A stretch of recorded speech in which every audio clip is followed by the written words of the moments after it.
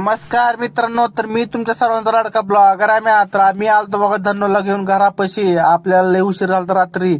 मग बघा निघालो बघा ऑफिसकडे. आपल्याला फास्ट जायचं होतं ऑफिसकडे, पार्सल घेऊन एमआयडीसीला जायचं होतं. मग आलो बघा ऑफिस पशी, तर पोर चाले नव्हते मित्रांनो. मग काय थांबतो बघा वाट बघत.